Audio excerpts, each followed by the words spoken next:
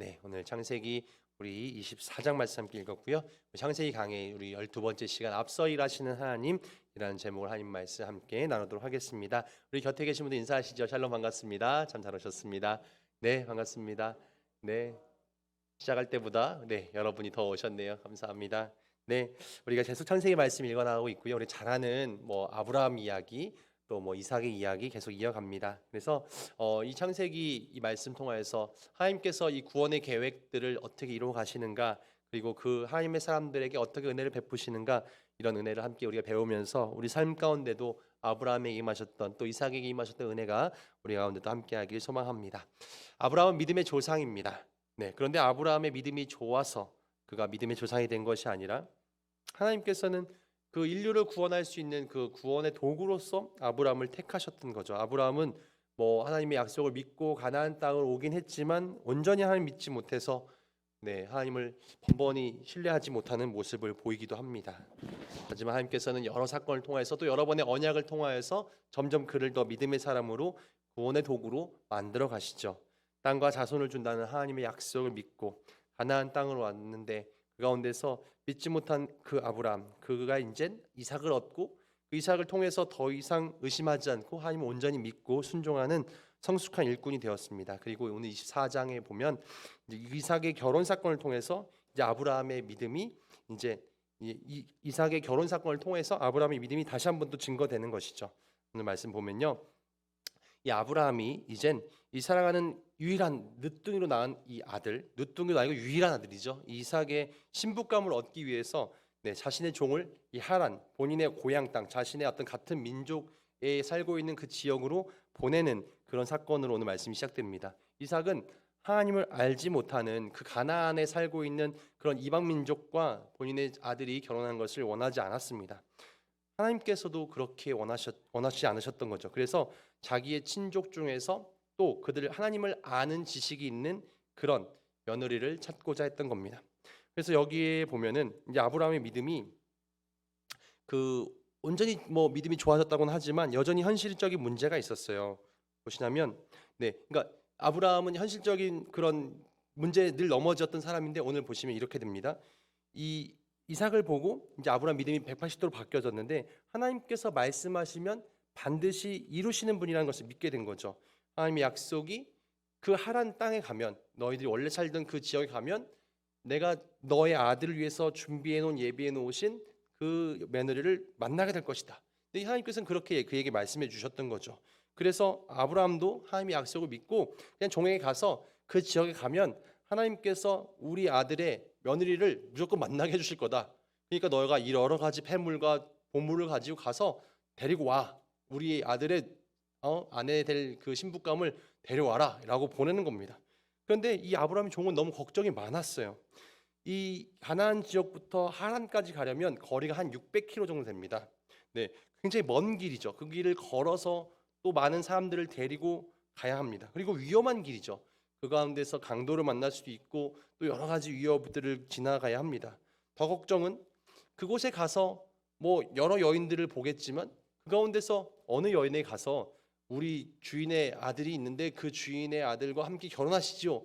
이런 얘기를 했을 때 과연 누가 따라오겠는가? 지금처럼 사진이 있는 것도 아니고 영상 통화를 시켜줄 수 있는 것도 아니고 재산을 다 보여줄 수 있는 것도 아니고 그냥 마냥 따라온다는 것도 이해가 되지 않고, 그래서 이 종은 걱정이 많았습니다. 과연 내가 가서 이 주인의 명령, 그 하란 내 고향에 가서 고향 사람 가운데 같은 민족 가운데 처자를 데려와라 라는 이 명령을 과연 수행할 수 있을까?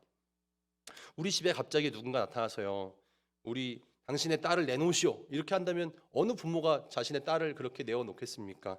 실은 쉽지 않죠. 종이 아무리 생각해도 이거는 보통 일이 아닙니다. 그래서 오늘 이렇게 얘기하죠. 24장 7절 말씀 볼까요? 이 종에게 아브라함이 이렇게 얘기해 줍니다. 그 걱정하고 있는, 불안해하고 있는 종에게 아브라함이 이렇게 얘기해 줍니다. 하늘의 하나님 여호와께서 나를 내 아버지 집과 내 본토에 떠나게 하시고 내게 말씀하시며 내게 맹세하여 이르시기를 이 땅을 내 씨에게 주리라 하셨으니 그가 그 사자를 내 앞서 보내실지라 내가 거기서 내 아들을 위하여 아내를 택할지니라. 하나님께서 그렇게 그곳에서 내 앞서 하나님의 사자를 이미 보내셨다, 이미 예비해 놓으셨다라는 말을 아브라함이 직접 하게 됩니다. 아브라함의 신앙 고백, 내가 갈대아 우르에 있을 때 하나님 나를 부르셨고 내가 거기서 하나님의 약속을 따라 이곳까지 오게 되었고 이 땅을 내 자손에게 주시겠다고 약속하셨다. 이삭이 태어났고 이삭을 주신 하나님을 내가 믿는다면 그 이삭을 주신 분이 하나님이라면 이 이삭의 결혼 문제마저도 하나님께 책임지실 것이다. 왜 해결 안 해주시겠느냐?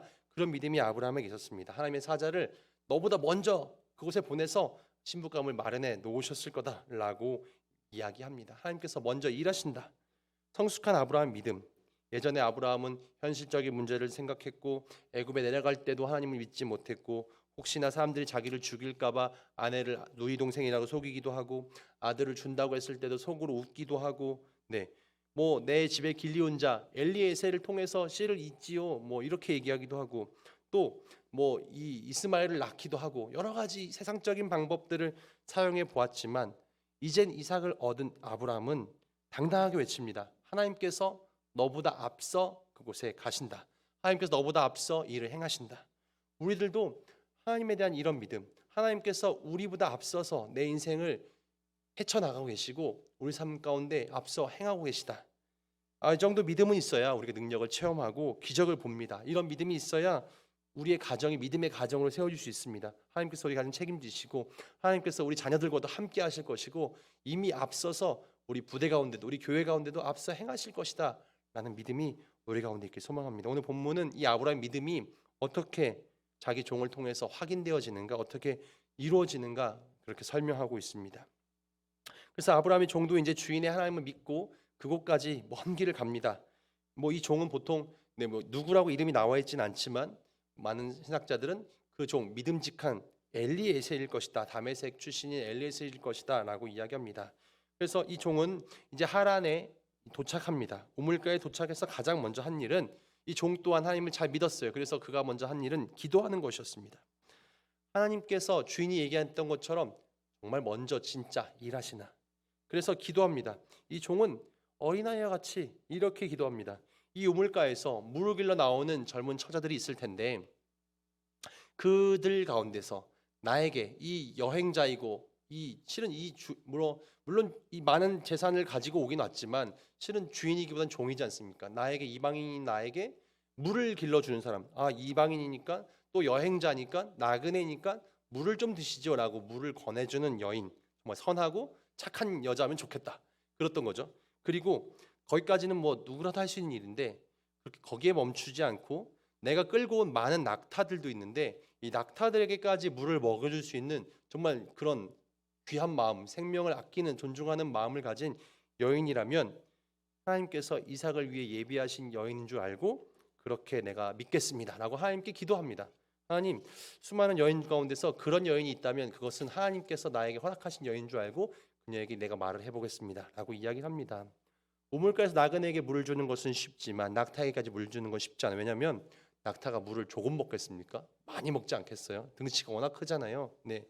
그리고 뭐 지금 이곳의 우물은 우리 예전에 시골에 있던 우물보다는 시골의 우물도 굉장히 깊었던 걸로 제가 예전에 저희 동네 하나 있었는데 이 중동 지역의 우물은 그것보다 훨씬 깊습니다. 워낙 이 메마른 지역이 많기도 하고 그래서 한 30m? 그 옛날에도 그렇게 깊이 땅을 파야만 물이 나오는 우물들이 많았어요. 거기서 물을 한 바가지 한 바가지 떠올려서 그 낙타를 다 먹이려면 보통 힘든 일이 아닌 것입니다. 그리고 그 지역에서도 우물물이 또 말라버릴 수도 있잖아요. 너무 많이 뜨면. 그래서 그렇게 함부로 하는 게 쉽지 않을 텐데 놀랍게도 하나님께서는 이 종을 불쌍히 여기시고 또 바로 하나님께서 일하심을 보여주시기 위해서 한 여성을 바로 만나게 됩니다. 또 그 여자가 물을 주고 낙타에게까지 물을 주죠.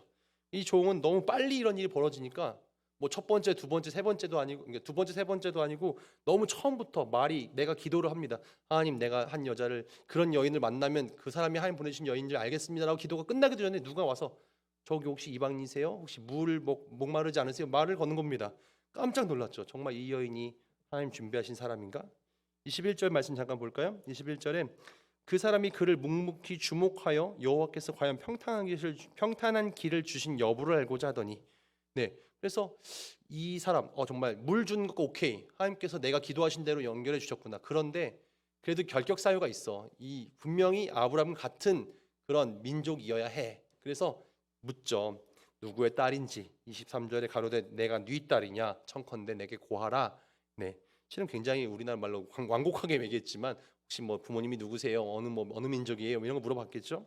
아브라함의 친족을 찾기 위해서 그렇게 물었습니다. 근데 놀랍게도 그녀는 아브라함의 동생이었던 나홀의 아들 그 부두엘이라는 사람의 딸이었다는 겁니다.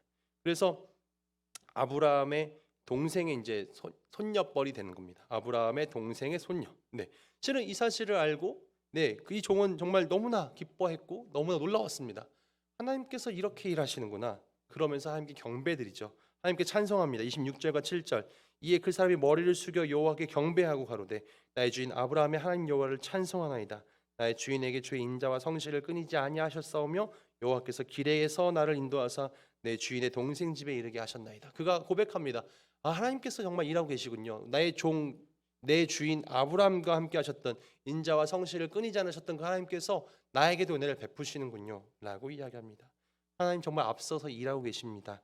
나의 주인 아브라함의 하나님 여호와를 내가 찬송합니다. 네, 주님의 인자하심, 네, 주님의 사랑, 네, 그래서 그 주님께서 우리 주인을 진리로 대하셨고 사랑으로 대하셨고 나에게까지 이렇게 은혜를 베푸셨습니다. 이 믿음은 어디서 왔습니까? 주인인 아브라함의 믿음이었고 그 아브라함의 믿음이 이제 이 종의 믿음까지 되었습니다. 확실한 믿음은 여러 사람에게 전가됩니다. 우리는 복음을 전하려고 합니다. 그런데 내가 함께 갈까요? 하나님 믿으면 좋아요. 하나님 믿으면 천국 갑니다.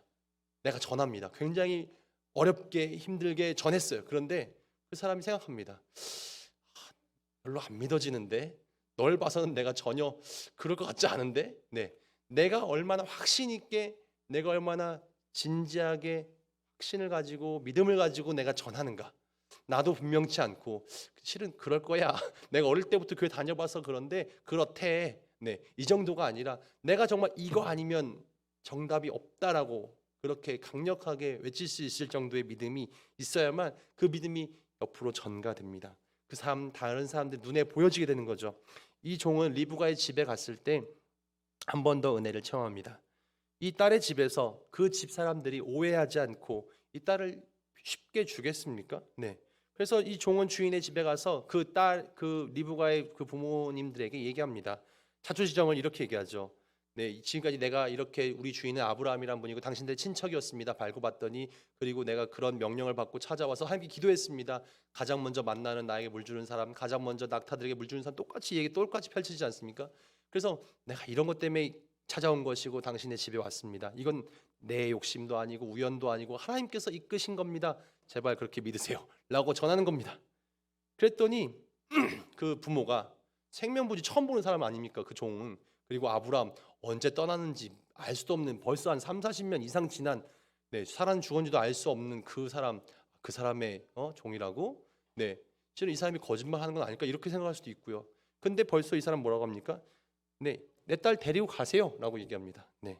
하나님께서 이미 그 부모의 마음 가운데도 역사하셨습니다. 오늘 50절 볼까요?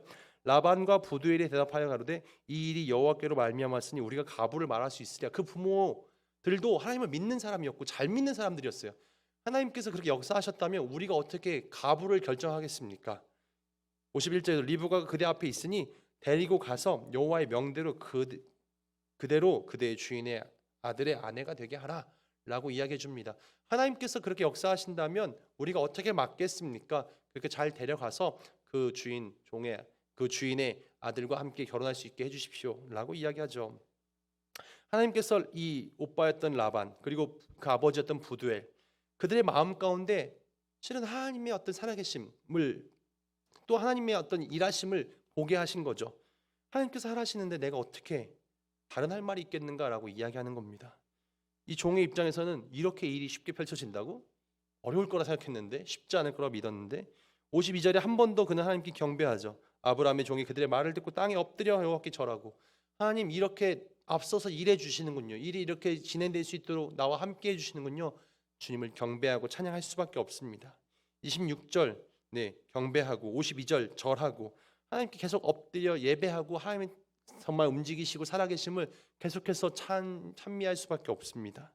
믿음을 가진 사람의 모습, 그 삶의 현장에서 하나님의 일하심을 보게 되고 하나님 앞에 엎드릴 수밖에 없습니다. 우리가 신약의 개념으로 옮겨보면 이것이 예배죠. 하나님은 영이신이 예배하는 자가 신령과 진리로 예배할지니라. 하나님께서 이렇게 예배하신 자를 찾는다.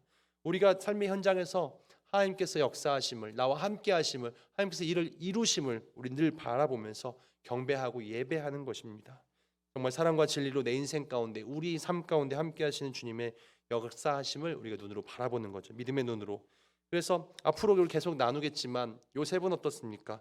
애굽으로 팔려갔습니다. 형들에 의해서 미움받고 죽임당할 뻔하다가 형들에 의해서 종으로 팔립니다.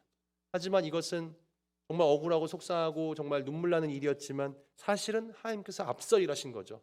민족을 살리기 위해서, 구원의 역사를 이루시기 위해서 요셉을 앞서서 그곳으로 보내어서 야곱의 온 가족들을, 온 민족을 살리시기 위해서 요셉을 먼저 그렇게 이집트로 보내셨던 겁니다. 다니엘과 그 세 친구들이 다 이 바벨론의 포로로 끌려갔지만 사실은 하나님께서 먼저 그들을 보내셔서 이 바벨론의 왕, 제국의 왕들에게 이 땅을 다스리는 분은 그 조그만한 유대 민족의 하나님이 아니라 이 하나님 여호와가 온 세상을 다스리시는 분이구나. 그 바벨론의 제국의 왕들도 깨닫게 하시려고 다니엘을 그곳으로 먼저 끌어가셨습니다.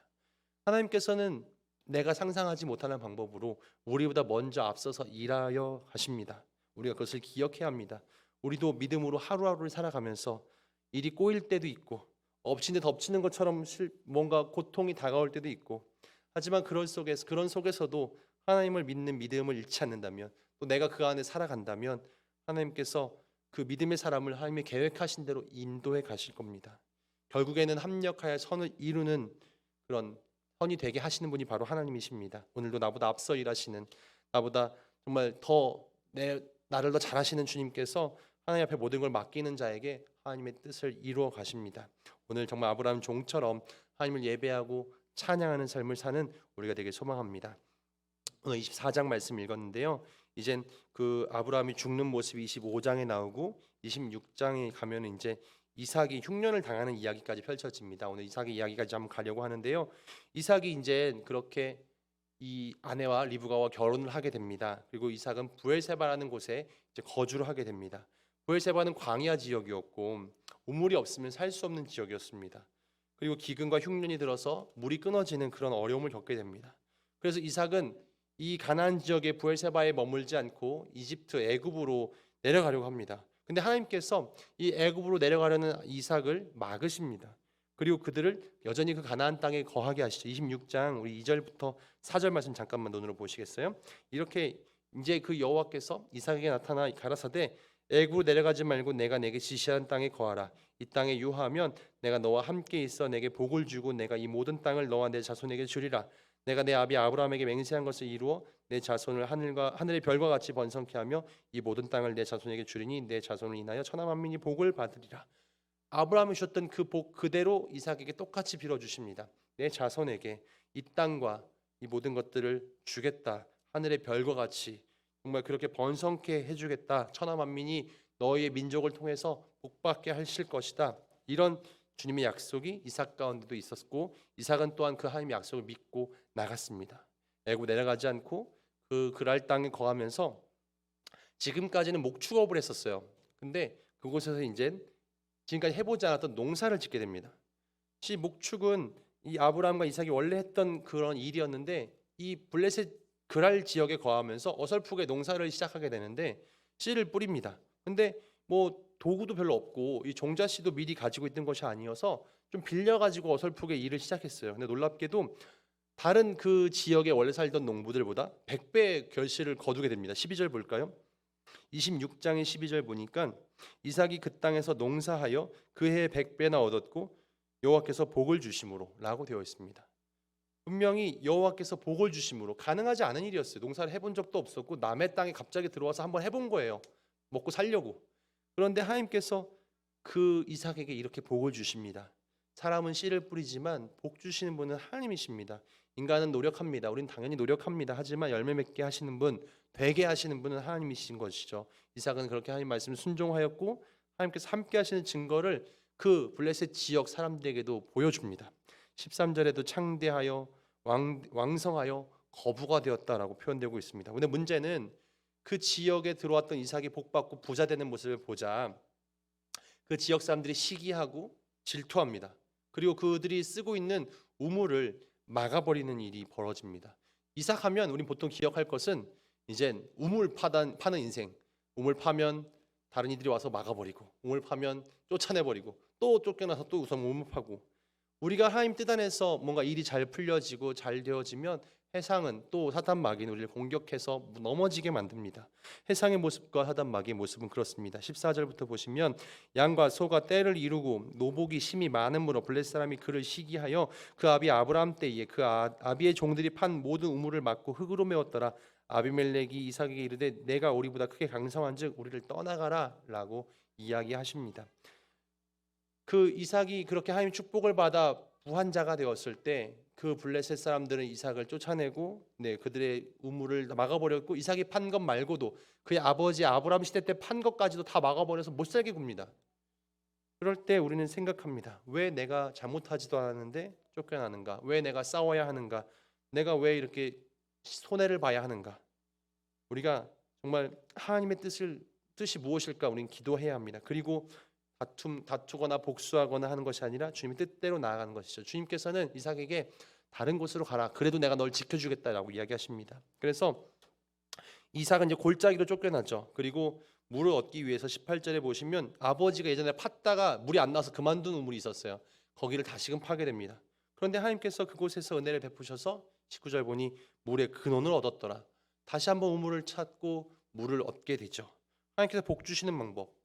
아무 때나 판다고 물이 나오겠습니까? 그 중동 지역에 일평생 우물 하나 찾는 것도 쉽지 않습니다. 하지만 이삭은 가는 곳마다 우물을 파는 자가 되었어요. 물의 근원을 찾습니다. 20절도 볼까요? 그랬더니 또 그 지역의 목자들이 찾아와서 이삭의 목자와 다툽니다. 이 물은 우리 거, 원래 우리 동네에 있었던 거니까 이 물은 우리 거야.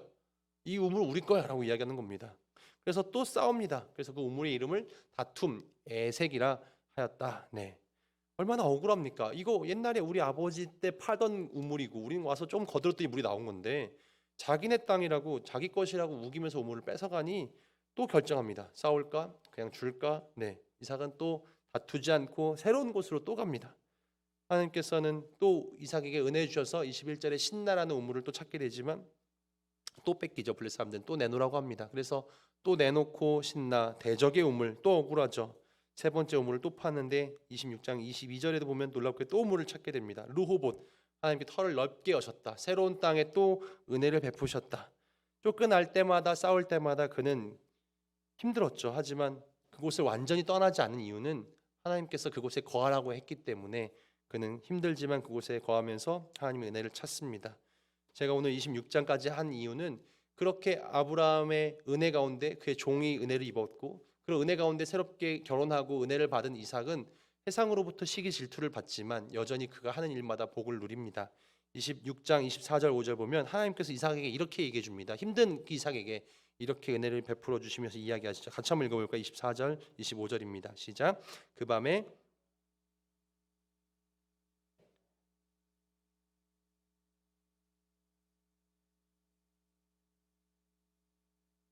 내게 복을 주어 내 자손으로 번성케 하리라 하신지라. 이삭이 그곳에 단을 쌓아 여호와 이름을 부르고 거기 장막을 쳤더니 그 종들이 거기서도 우물을 팠더라. 네, 아멘. 하나님께서 이삭에 나타나 위로하십니다. 두려워하지 말라.